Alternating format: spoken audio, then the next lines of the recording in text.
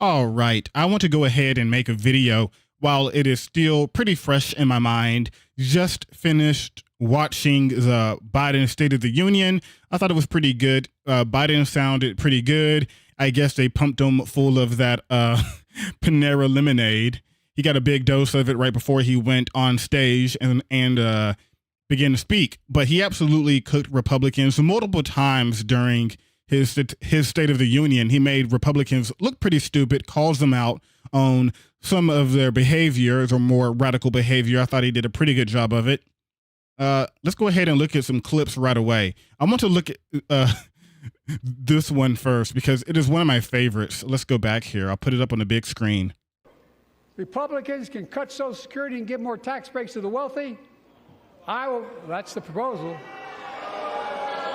Oh no. You guys don't want another $2 trillion tax cut? I kind of thought that's what your plan was. Well, that's good to hear. You're not going to cut another $2 trillion for the super wealthy. That's good to hear. I'll protect and strengthen Social Security and make the wealthy pay their fair share. And look at Mike Johnson the entire time.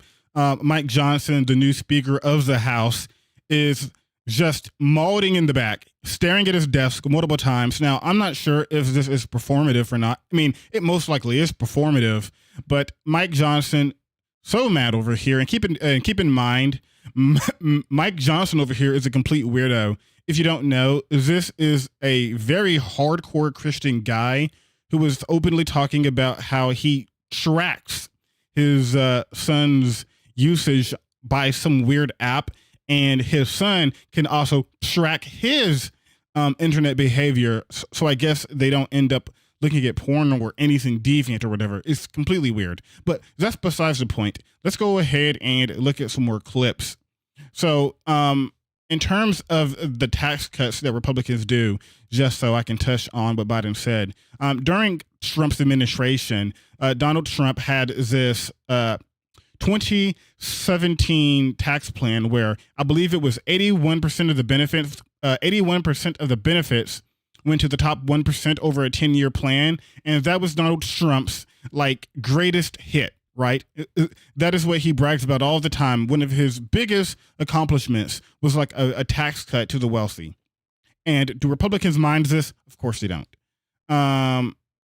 Here we go about shrinkflation. Let's play this clip. That's why it's cracking down on corporations engaged in price gouging and deceptive pricing, from food to healthcare to housing. In fact, the snack companies think you won't notice if they change the size of the bag and put a hell of a lot fewer, same size bag, put fewer chips in it. No, I'm not joking. It's called shrinkflation. Pass Bobby Casey's bill and stop this. Yeah, that is very true too. I mean, let's be honest. If you are American and you're watching this, maybe outside of America too, but you go to a store and you look at a Gatorade and they shrink the size of the Gatorade and they're like, oh, you can hold it easier now. Come on, absolute BS. We all know it. Let's go ahead and continue because I do think he did a very good job here. Let's see. Yeah. Let's go to this one, over the border security. Let's look at this one. In November, my team began serious negotiation with a bipartisan group of senators. The result was a bipartisan bill with the toughest set of border security reforms we've ever seen. Oh, you don't think so? Oh, you don't like that bill, huh? That conservatives got together and said it was a good bill? I'll be darned. That's amazing. That bipartisan bill would hire 1,500 more security agents and officers, 100 more immigration judges to help tackle the backload of 2 million cases, 4,300 more asylum officers, and new policies so they can resolve cases in 6 months instead of 6 years now. Yeah, so Biden pretty much torches them the entire time. And keep in mind, whenever we talk about the immigration policy and the southern border, Republicans really do not care about immigration. They care about it as a political wedge issue that they can use to attack Democrats. Because if Republicans were actually serious about stopping immigration and stopping what they deem as the border crisis, they would have came out and supported the piece of legislation that Biden put out. But they don't want to do that because, as Trump openly admitted, this would be a political win for Joe Biden, and it would not look good. Well, it would ultimately decrease the opportunity that Republicans have to fearmonger because not abortion, but immigration is one of the top issues coming into the general election, and Republicans knows this. So if Biden makes any progress on it, it really does cut them out of a lot of potential votes just from fear-mongering alone. So let's go ahead and keep going here. Here we go. And let's see here. Oh, yeah, this is a very important one, too. Let's look at this one. What am I doing on time right now? Okay, we're at 5 minutes. This might be the last one. I want to make it short. In the blood of our country. I will not demonize immigrants saying they are poison in the blood of our country. I will not separate families. I will not ban people because of their faith.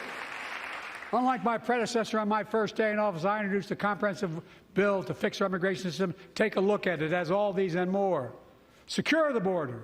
Provide a pathway to citizenship for dreamers, and so much more. But unlike my predecessor, I know who we are as Americans. We're the only nation in the world with a heart and soul that draws from old and new.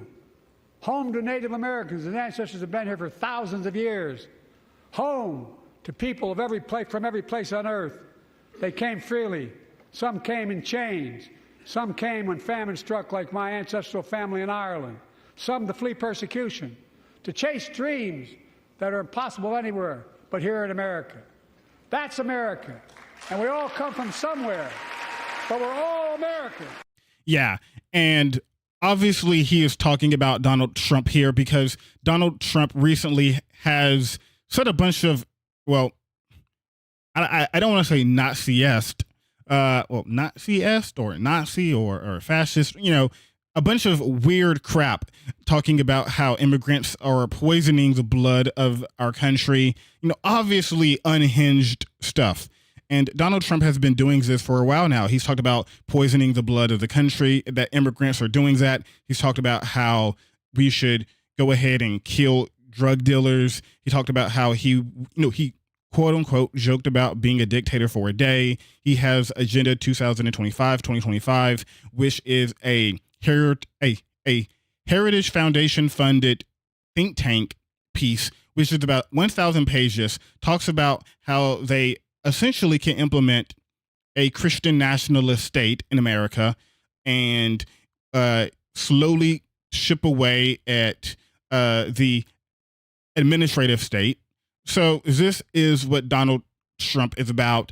He didn't use his name directly. He talked about how Donald Trump was either, I believe the term was like the former administration or something to that effect. He didn't call out Donald Trump by name, but everybody knows who he's talking about here. Overall, because this just kind of is my initial reaction to looking at it, because I just watched it like 30 minutes ago. Overall, I thought it was very good. Joe Biden was, torching the Republican Party. Mike Johnson, Speaker of the House for the Republicans, was big mad, very upset. And overall, I thought he did a pretty good job. Thought it was pretty funny to watch Republicans mauled because at the end of the day, Biden has done a lot of good things for the country, and they can't handle that because I was watching Fox News the other day. I know, but even Fox News, they had a guy on Fox News even admit that the Joe Biden economy, from all metrics, is doing pretty good. It's GDP doing pretty good. You have wages up. You have violent crime down, et cetera, et cetera. So it's very hard to really hammer Joe Biden on these metrics. So they have to confuse and dissuade people with an immigration crisis, by the way, that Republicans don't even really want to fix. So let me know what you guys thought about Joe Biden's performance? Put it down in the comment section.